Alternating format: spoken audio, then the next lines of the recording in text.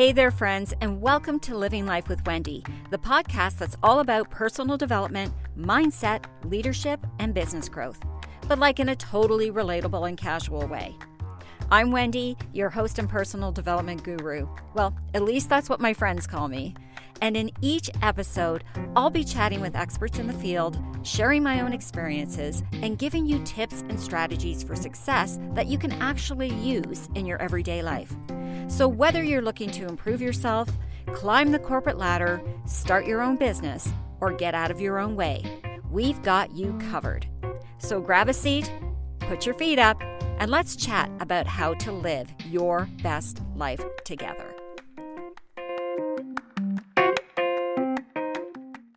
Hey all, and welcome to the Living Life with Wendy podcast.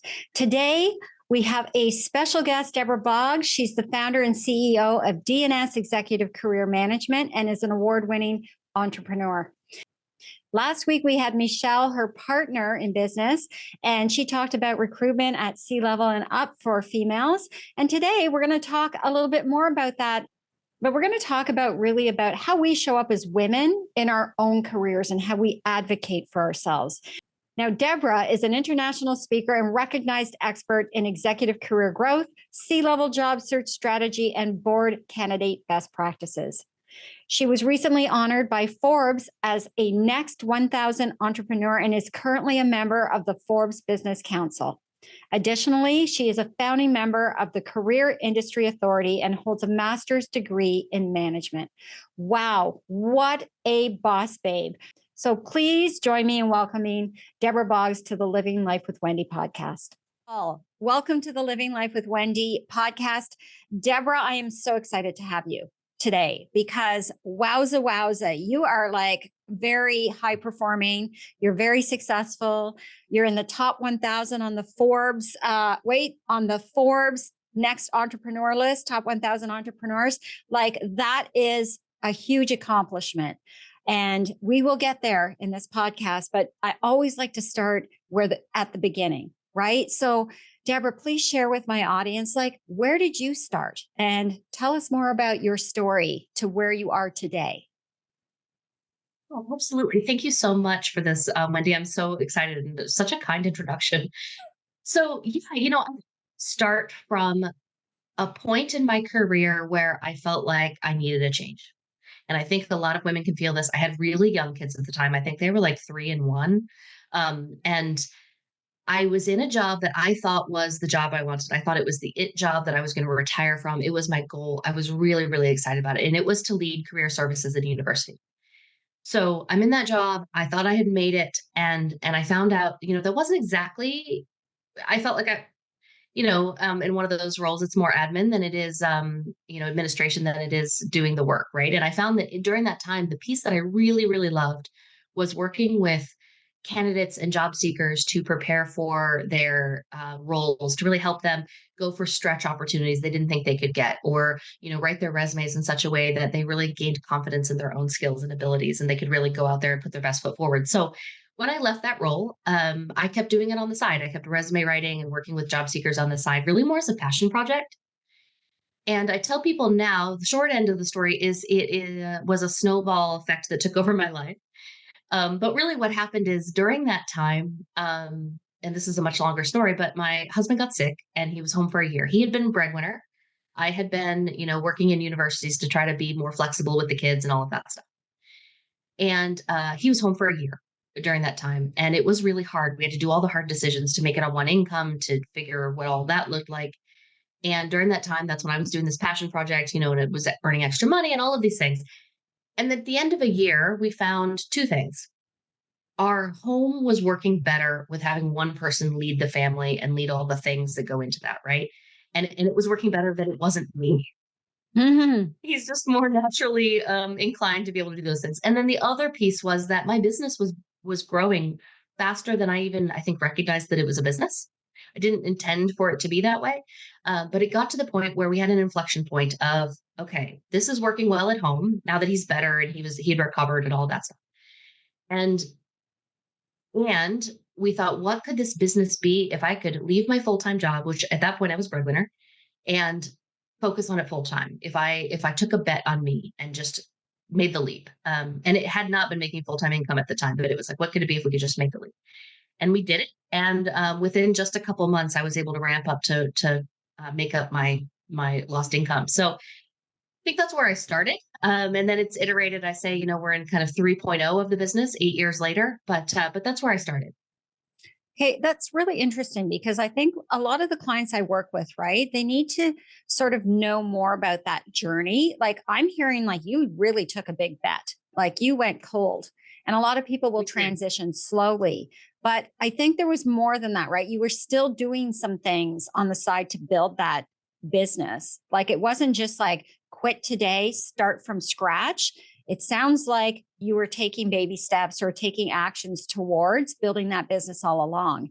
So what's your advice to my listeners? Like, is it the right thing to do? Is it like, obviously it worked for you, but what changed in your mindset that said, okay, I'm going to take the same effort I'm putting into my full-time job and now I'm going to pour 100% into my own. And I think that's where a lot of people get stuck because of fear. You're so right. I think a couple of things. You're right. I had been doing it as a side hustle at nights, weekends, really working hard during that time. About a year I worked on the side, right? And so it was during that time I did a lot of the trial and error. What do I like to do? What do I not like to do? Where's my ideal client? What do I do best? What do I not do well? I will tell your audience that I thought I was going to be a career coach. Well, I realized I really loved the resume writing piece. I'm actually a terrible career coach. And so I joke that, there are people that really pour their energy and soul into career coaching and find it really meaningful. I'm a little too pragmatic of telling clients, well, what sucks the least and pays the most? You should go do that. So I learned really early on. I'm not a good, but I think doing some of that trial and error before it was high stakes, before it was this has to feed my family, was helpful, right? Of like Mhm. figuring out market fit and all of those things. And so I had kind of done all of that trial and error. And then I decided, 6 months in, we decided to make it a formal business. I say we because my husband and I remember at the time, sat down at the kitchen table late at night and just worked on the website together, like built that first one together at, late at night, the kids are in bed. I had a day job, all of that stuff. We made it a formal business. And then 6 months after that is when we decided to make the leap of leaving my full-time job and really focusing full-time. And I think that, I think there's two things that happen. Either women wait way too long to really bet on themselves and make that full-time leap. And not just women, but usually Mhm. you've got all of these other responsibilities and it has to be perfect and you want to make sure it's great. The problem is it's never going to be perfect until you have your full-time energy to do it, right? You're never going to be able to recover your full-time income until you can really focus on what it could be and pour all of your heart and energy into it. And so that's the bet that we made. The other piece is I see some people jump too early and they don't really know what they want yet. And so they're not ready to go to market. And so then it's a lot longer of a span to make money, right? Because I think about my first projects. Um, and I will say I almost gave up. I was using Upwork at the time to get projects, and I had no one would hire me. So this is when I was still doing freelance, and I thought I'm going to go beyond friends and family and like try it online and see who would hire me, and I could not get anything right, and it's because I didn't have enough experience on from paid clients, and I didn't have the right marketing mix yet. And so I had been applying to things as a resume writer, wasn't getting anything, almost gave up, was not going to apply to anything else because I thought this is a waste of time. I'm just going to keep doing my day job. And a runway model in London hired me to write her resume to transition out of modeling. And so I joke now that a runway model in London changed my life because she gave me the confidence to know that someone does value my work. But I think doing that before you make the leap to full time is helpful, right? Because it was less high stakes. Okay. I wrote down a couple of things here because I heard two things. First of all, you had to get clarity first. Like, what did you really want to do? Right. Like you said, I decided I wasn't going to be a career coach. I love that about you. What'd you say? The job you love the job that you hate less, but Pays it'll the pay you most and more or something. sucks the least. I love that. So there's clarity. And that's the first and foremost. It's like you got to be really clear. You have to have an anchor to what you want to do. Right. Yeah. And confidence. And what I loved that you said, Debra, is it took one person to give you that confidence. You didn't wait for like multitude of people to come forward. And I think as women in So true. business, we do hold ourselves back until we get more validation. And Mhm. so, wow, good for you. That's courage, right? So we got the three C's: clarity, confidence, courage. And you like demonstrated all of that. I love that. And so, okay. I know before we jumped on, you also shared with me, like your husband, like you said, you have a one parent, like stay at home. And that's really like, I don't think it's abnormal to have a husband that sort of makes that decision, but there are some things that come along with that, I think, especially as a female entrepreneur. So tell us about how you kind of felt when that all happened and how you worked through it. Yeah, absolutely. At the time, my kids were really young. So today they're 10 and 13. But then they were really, really young. And I will never forget, my husband's super involved. He's an amazing parent. He's a great nurturer. And I'm just not that person. I'm not domestic. And we'll talk about that in a minute. But but he had been taking the kids to story time at the library, right? Had always been taking the kids to story time at the library, doing this like, twice a week, right? And one day I was able to leave work in time to go with them. And I went and, saw story time. They had all their friends. They did the thing. They had their routine. And we're walking out. And the woman who was leading story time, like my husband leaves, and the two kids like between us, and then I'm the last one out. And she touched my arm. She kind of like grabbed my elbow. And she looked me in the eye and said, "It was so great that mom could come today." Mm, And mm. that was my face too, Wendy, as I just thought, it It's like a dagger to the heart. stabbed to the heart. Exactly. I just thought, wow. Um, not that it's great that my kids can go to story time twice a week. It's that, oh, wow, mom could actually show up. And so things like that, like it's just things like that that I just felt like I was missing. And so fast forward to a couple of weeks ago, actually, my husband does all the cooking. He's amazing. I run this business. I joke that like I run the business. I work with C-level candidates all over the world. We talk to people that work at the largest corporations in the world. And at the same time, my husband is a youth baseball coach now. So he's gone a lot of nights a week. And so we're still kind of trying to figure out what that looks like. And I'm like, okay, well, I'm in charge of feeding the kids sometimes, and that's weird. And he said, well, we're just going to do hot dogs while I'm gone. I'm like, that's great. And he said, do you want me to preheat them, or, and I said, I'm fine. It's hot dogs. I'll be fine. And he said, well, um, and he's giving me all the directions on how to do the hot dogs. And I'm it is fine. And so then he put them all on the tray, right? He prepared everything. It was hot dogs and fries in the oven. And I thought, wow, I am trusted to work with C-level candidates all over the world. And at the same time, my husband's not entirely sure that I can heat up this hot dog. And he wasn't wrong. I totally burnt them because I forgot, because I was back to my computer writing Mm. emails, getting back to clients, things like that. And the hot dogs were completely burnt. And so I think trying to juggle everything, we can't be good at everything. No. And so I had given up on being domestic. I'm not that person. But I can lean into what I am good at and lean on the people that are good at the other things. We do not have to be everything to everyone all the time. Hallelujah, sister. Like, wow. I hope everyone heard that. You do not have to be everything to everyone all of the time. Because you know what? That expectation is self imposed, if anything, right? It's not, it's obviously the way we're brought up. It's kind of like what we feel we need to do. But, the pitfall is, like you said, you can't be good at everything. So when you try to do everything, you dilute your effectiveness. 100%. You absolutely do. So instead, I focus on things that, instead of cooking these amazing homemade meals every week, which I'm not equipped to do, I try to bake for my family maybe once a month, right? The kids are excited about it. It's the thing we do together. They know I'm not a great baker either. There's like four things I can do, but I lean into the things that I do well, right? Rather than focusing on all the things I don't do. I'm like, oh, during COVID, I made these amazing cookies. Now they're like our, like mom's cookies, right? Um, and so I think I just lean on the things that the kids are excited about, that they think of me about, that I can do. I joke that I also I cook all the holiday sides. I'm all about holiday side dishes, right? My husband makes the meat. He'll do, smoke the turkeys or make the ham or whatever. But my family can count on mom for a couple of domestic things that I can do well, and otherwise I leave it to the professionals, right? Because I know there are areas I'm just not great. Exactly. And I think that's what makes great business leaders or leaders in life is that we recognize what we need to give away or delegate, and we lean into what we do really well. So great point to that. Right. And So one of the things that is really interesting in what you do, because you do work with C-level, individuals.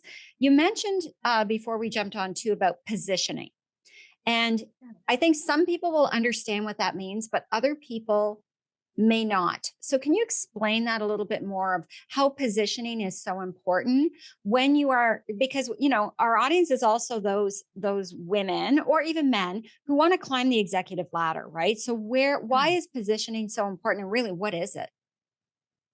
Absolutely. So, a little bit of background on what we do and kind of who we work with is so today I lead an executive career management firm. And what that means is we work with VP, C level, and board level candidates to prepare for and navigate their high level searches. So, I know I said off air, but we're not a search firm. We don't do placements, but we're like the home stagers to make a luxury property look expensive before it goes on the market.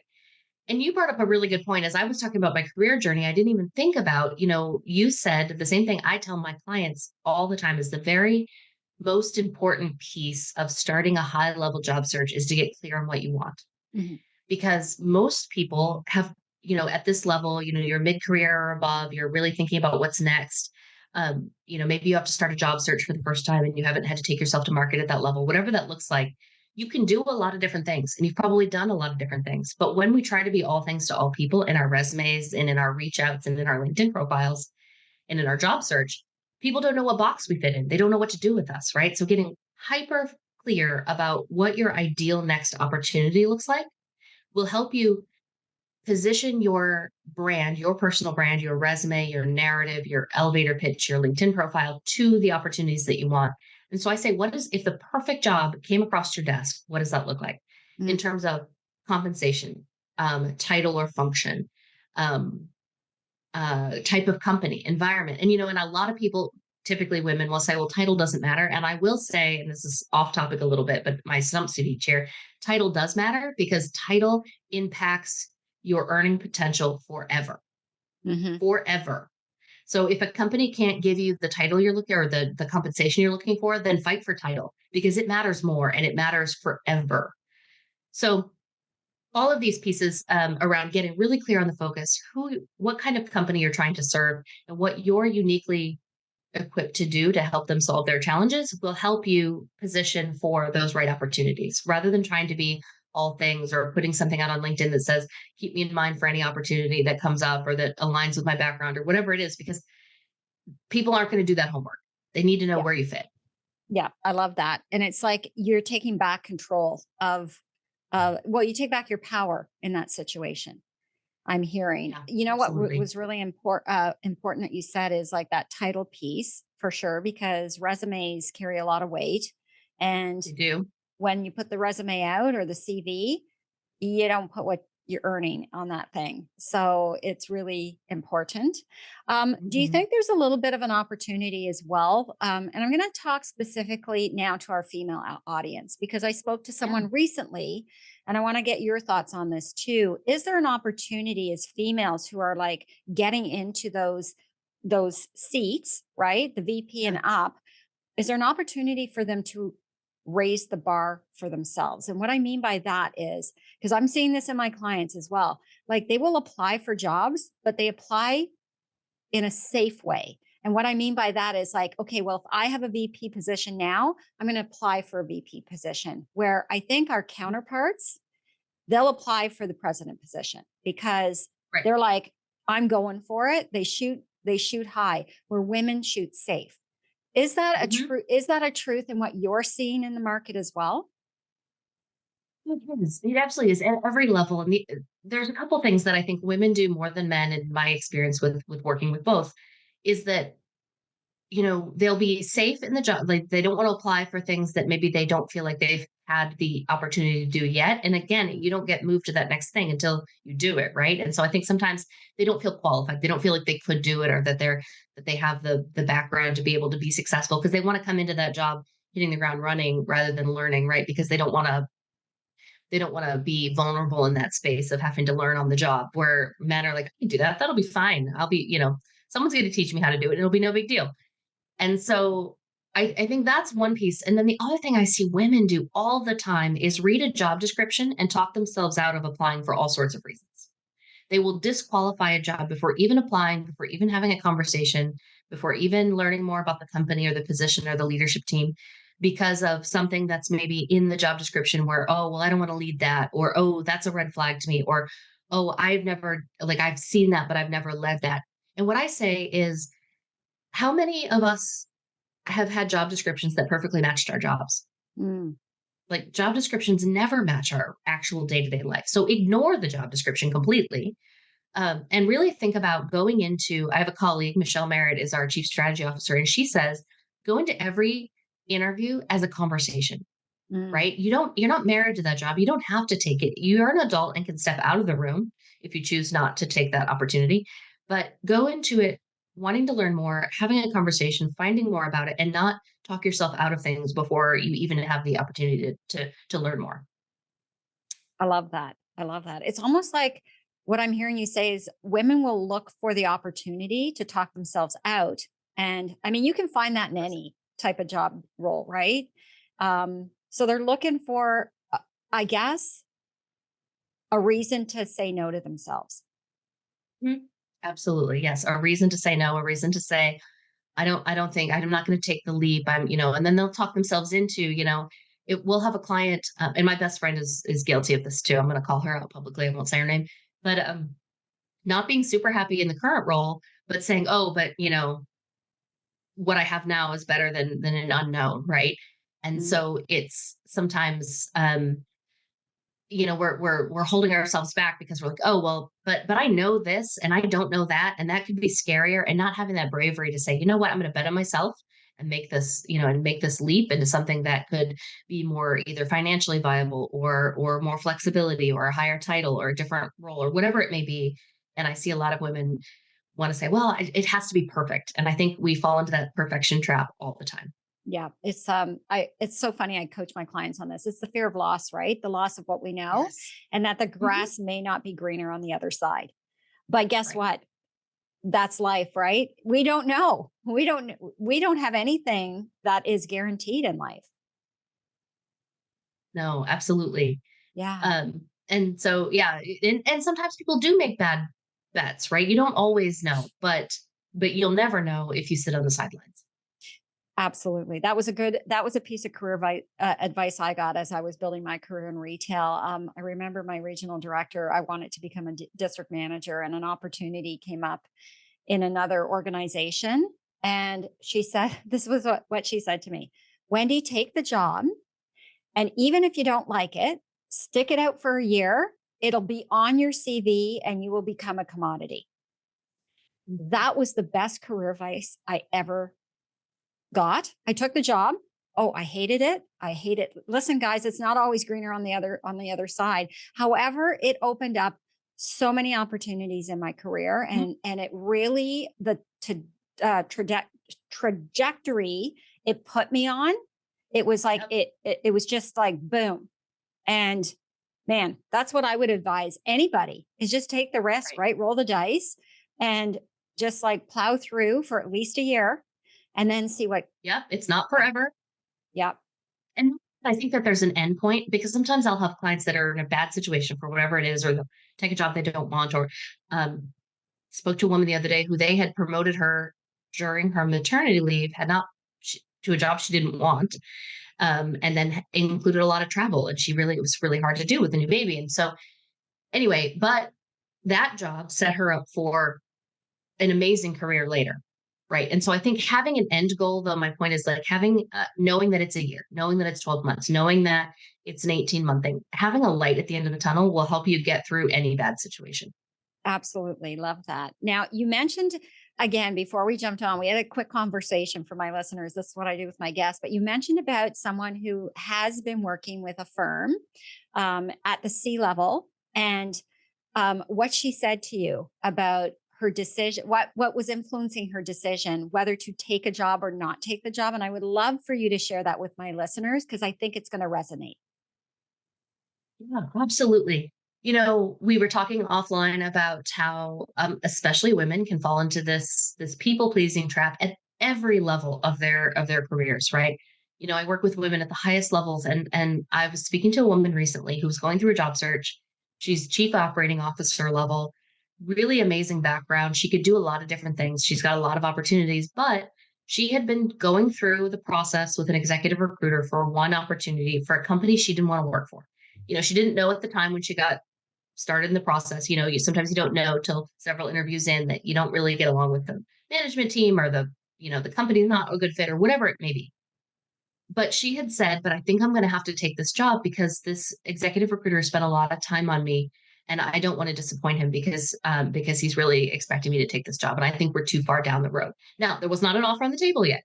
She hadn't accepted something, was going to rescind something. She just felt like he had invested too much time in her for her to be able to say no. And that broke my heart because I thought we are in charge of our own careers and lives, and we should not be making decisions to please people that honestly, at the end of the day, don't matter in our lives. This wasn't a spouse. This wasn't a family member or a close confidant. This was an executive recruiter. And so to know that women at the C level feel this way, I can imagine that many other people have felt boxed into an opportunity. Another thing that comes up a lot kind of around this is that women will get a promotion and that at a company they don't want to be at anymore and then think, well, I can't leave now, they just promoted me, like, Mm. I can't disappoint them because they've believed in me. And I think we need to separate our wants and needs and goals in our career from what other people want from us, right? Because these are two different things. Yeah. Yeah. I'm going to just like let people sit on that for a minute. Right. And that separation is key. That, Mhm. and that's why men are like, they've got more seats at that table at that level, right? Because they Right. are saying to themselves, like, I'm going to make myself happy and I'm willing Yep. to take the risk and bet on myself and just go for it. And that's why I love to talk about this in my podcast because I want my Yeah. listeners to bet on themselves. I want them to be like make that their mantra, right? I believe in my capabilities. I believe I can learn and grow, and I'm going to bet on myself because I think that's what you did when you took that leap. Right. Yeah, absolutely. Took that leap, bet on myself, hopped in there. And the one other thing I see women where they hold themselves back in roles that they maybe don't want to be in anymore that I don't see men do a lot is the need to not leave their team. I don't want to leave my team, or I'm the buffer between a dysfunctional management team and my team. Or they take this mothering role of, well, I've built the team and I brought them in and I can't leave them. Men aren't doing that by and large, right? Men are taking their next role. And you have to remember, in whatever company you're in, your team is full of adults Mhm. and they can choose to leave as well. You're not leaving children behind. You're not leaving a family. You're leaving other adults who would leave if they found an opportunity. And so I think a lot of women will hold themselves back for that purpose too. And I hate seeing that because it's really holding themselves back for external people that don't have a stake in their lives. Exactly. And I think, instead of saying, hey, I can't leave my team, it's like, I trust my team that they're going to thrive with or without me. And now I get Yep. to make a bigger impact or a different impact on a new team. Yes, exactly. You can elevate your influence and your impact if you take that bet and take that leap and do something, and it doesn't mean that you can't keep advocating for past team members you really care about. I spoke to a woman yesterday who, long story short, her past boss had worked with me as well. And so we had a mutual connection. We both knew this person, but she said, even after she left the company, her past boss, even after my boss left the company, she still advocates for me. She pushes me to do my best work. She sends me job descriptions when she thinks I should be making that leap ahead, to the next best thing. She said she's really a champion in my career, even though she's not my boss anymore. And I think that's something we need to remember too. If we can still have an impact for people that we care about without holding ourselves back in a role we shouldn't be in. Love that. Love that. And not to mention, I mean, when you start to take on that behavior, you're role modeling for the future generation, whether you have daughters or sons, as parents, as moms, right? Or even if you're not a mom. So I think as mothers, we're role modeling for our children in everything that we do, every action that we take. They're always watching us.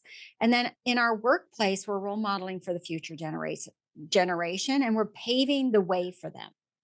And that's where I saw a lot of need when I was in the corporate world at my senior leadership level is like there were women coming to me going like, what do I need to do to get that promotion? Right. And I hate to break it to some people, but sometimes what you need to do, first of all, you need to advocate for yourself and you need to be courageous in those conversations. The second thing sometimes that you need to do is leave. Mhm. Yep. Sometimes you're just not going to be set up for success in that current organization and it's time to leave. And so I think it does start with advocating for yourself, telling them, being clear about what you need, being clear about what you want and your trajectory and your goals. And if that's not in alignment with what they're willing to give you, sometimes it is time to leave. Yeah. And finding the right mentors, right? That, I guess that would be the super secret sauce, is like not being afraid. And I think as women in business, we're getting so much better at reaching out to other women who are strong and who like role model the behaviors and are determined. Like I can make a Right. huge laundry list, but I'm starting to see that in corporate world. I'm starting to see that more in the people that I coach, is that they're more open to look for female mentorship. In fact, I was just coaching someone recently who is in real estate. Her husband is her real estate partner and slash mentor. And that's a whole other, that's a whole other bee's nest when you're mentoring with your husband. But I had asked her, have you considered seeking another mentor? And Yes. she goes, well, maybe that would work. And I said, have you considered seeking a mentor who is a woman? And you know what? It was not her first inclination, but she has since done that. And she's seen so much more progress in her own career because they can talk and compare on a Yes. different level.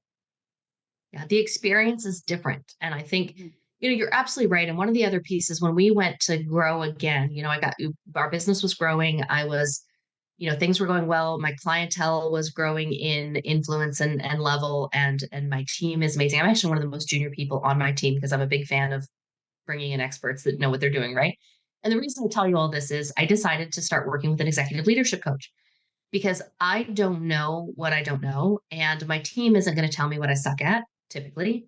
Mhm. And so I felt like I needed some outside help with some of these things, right? Of delegating, of getting better at saying no, at getting better at protecting my time and focusing on where I do my best work, and all of these other things that I think hold us back. And sometimes we wait for our companies to provide this kind of training, or it's hard to invest ourselves. And at the time in my business, it was really expensive. Um, but I did it, and I did it for a year, and it was very intense. And I will say, it was painful, and I hated it, and it was transformational. Yep. And I wouldn't be where I am today, and our business wouldn't be where we are if I hadn't bet on myself in terms of there's development that can be done here, and I need an external perspective. And she was amazing. And I think sometimes if we're feeling stuck, even if the company's not going to pay for it, bringing in that outside perspective, if you're uncomfortable asking a mentor, mentors are amazing. But if you can make the leap and have a coach help you through these things, is absolutely transformational. And I owe so much of our success to that relationship. Love that. Love that. Well, I'm so glad you mentioned that because that's exactly what I do. But thank you. Like promotion. Yay. No, and it's so Absolutely. true, right? Sometimes we need someone on the outside because what a coach will do is like when we're in it, right? I mean, I always say think of your sight as peripheral sight. And so when we're Mhm. in it as individuals, we see that 180. That's as far as we're going to see. But what your coach does is they're behind you and they're looking at the 360 and they're calling you Mhm. on your bullshit. Sorry, because sometimes that's what it Yep. is, right? They'll call you Absolutely. out. That's what a good coach will do. And I Yep. She don't was mean in a amazing at mean, that. right? And it's not in a mean or malicious way, but they will call you out on things that aren't congruent in your actions versus, your concepts. And the other thing they'll do is cheer you on and they will also I lost my train of thought there for a minute because I get so passionate about coaching, Oh, I love but it. they Absolutely. they'll also challenge you in a way Yeah. that will make you feel uncomfortable because if you're Mhm. comfortable, you are not growing. And that is so true. I told her, and I'm sure you're this way with your clients as well, is what I thought I was getting and what coaching was were very different. And I said, had I known what this would look like, not the result, but what it would look like before I signed on, I never would have because it was uncomfortable and I hated it. And I said, I feel like I'm paying you an exuberant amount of money to torture me every week. And at the same time, it's completely invaluable and was unbelievably helpful. And I continued to then re up and pay for the torture because it mattered and it made a real difference in my business, in my relationships, in my relationship with my parents. I mean, all sorts of ways it impacted my life because she could see the ways I was holding myself back. Yeah, that's awesome. It's just like a personal trainer, right? Like if they're not Right. if they're not like hurting you in the gym, like what are you doing there anyway? You're not there to make friends. I love that analogy. Like I hated it, but I loved it. And that's exactly how I feel about my personal trainer. I hate him, but I love him. Exactly. And I told her that I was like, I don't love this at all. I'm not a fan, but it was huge. Yeah. Oh, I love that for you. I love that for you. Now, you know, in your introduction, just before we go, I want you to share a little bit about, like, first of all, you do more than, what you're doing in your business. Like now you're a keynote and you're doing all. So how do you kind of like, how did you expand that? And like, cause I have so many people who want to do that in their lives too, right? Especially coaches. So where did that kind of like transition for you from, being the owner of your business into now speaking engagements? And like, it sounds like it's starting to kind of go in different directions. Yes, it is. It comes from two things, maybe three things. But the first is I didn't have time to do these thought leadership, events and speaking and podcasts and all of the, writing articles for Forbes until I brought on a team that could handle the other pieces. So I think some of it is I had to let go of some things that I really enjoy because I can't do everything. Right. And so to really focus on doing these pieces that help build my business as well, I had to let go of some other things. And so that's been a process that I still continue to struggle with. But bringing on someone who can, lead client engagements, and other coaches on our team and do client facing stuff and then letting go of the operations and all of that allowed me time and space. Mm. The other thing I will say, and especially for women listening, is I quit waiting for the invitation. And I'm now making my own opportunities by reaching out proactively and saying, "Hey, I'd love to speak to your group. Here's what I could talk about." And people are really open to that. I think sometimes, they don't realize you're interested until you throw your name in the hat, right? And so I think not waiting for the invitation, not waiting to be invited to things and really, advocating for ourselves has been huge too. There's so many opportunities and doors that have been opened through my career where I don't think those people even knew I existed, but instead I said, I'd love to do this. And then that opened other doors, right? Because it elevates your visibility. I talked a lot to my clients about executive visibility. And that's one of the things you have to focus on is how to get out there. And then the third thing, and I know it's kind of hard to tell because I ramble on podcasts because like you, I get so excited about all the topics, but I also have worked with a communications coach for a couple of years now who really, really helps me hone my story. I think she'd be horrified by the rambling I've done today, but all those things of, again, that was a 6-month engagement that I found a ton of value in, and I have re-upped now, and now she works with my whole leadership team because there's so many areas where we can all get better. And I think having great presentations, giving really great, webinars and, and these kinds of conversations then open additional doors. I love what you just said. I'm just going to do a quick recap. First of all, delegating some of that, you had to take something off your plate. So learning to delegate and let go, that's step number one, because you've got to create bandwidth to be able to do something different. I would say courage to step into the arena, even when you might not think you're ready, because you've demonstrated that multiple times in your career. And then the third one is to seek support, right?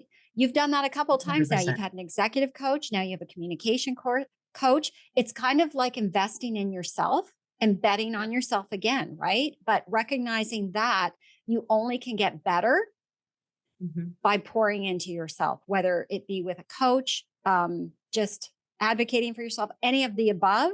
And wow, what an inspiration, Debra. Like, I appreciate that so much. Yeah.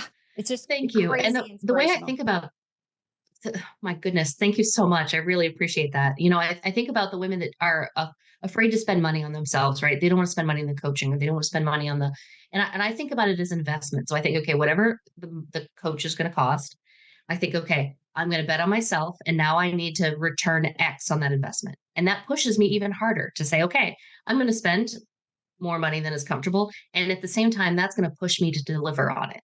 And I think that's where a lot of women just see the money and not not the other side, where it's really the investment in your business, it's the investment in your future and your growth in making a return on that.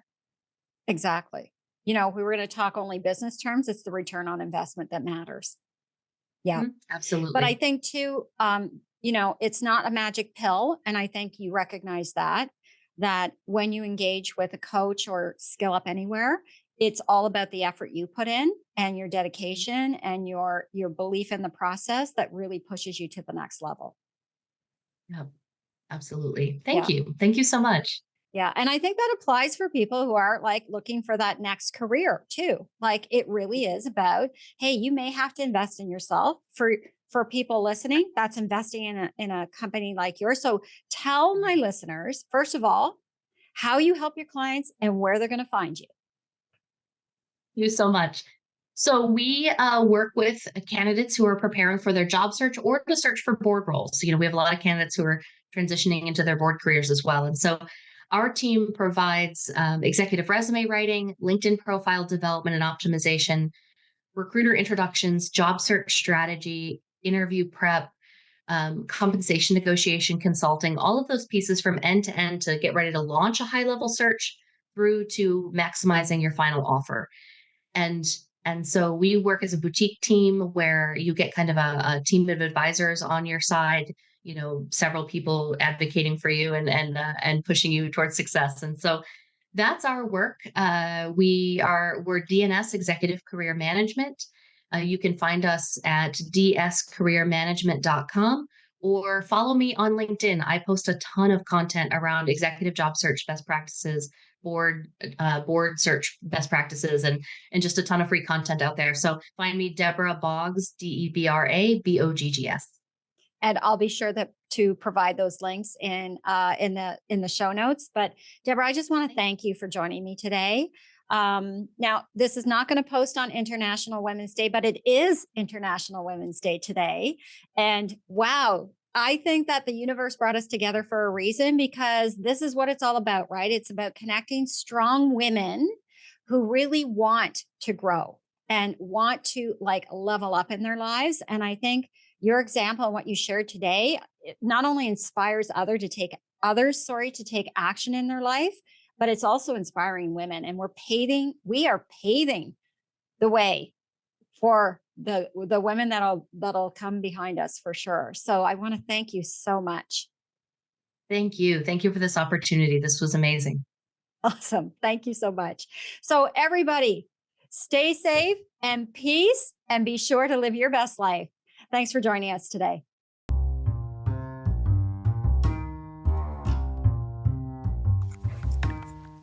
Hey friends, be sure to subscribe to the Living Life with Wendy podcast, and you can also follow me on my other social platforms. I can be found on the World Wide Web at www.wendybowman.com, on Instagram as Coach Wendy Bowman, on Facebook at Resolve Coaching and Consulting, and finally on YouTube as Wendy Easton Bowman. I want to thank you again for joining me on Living Life with Wendy. Now go out there and live your best life.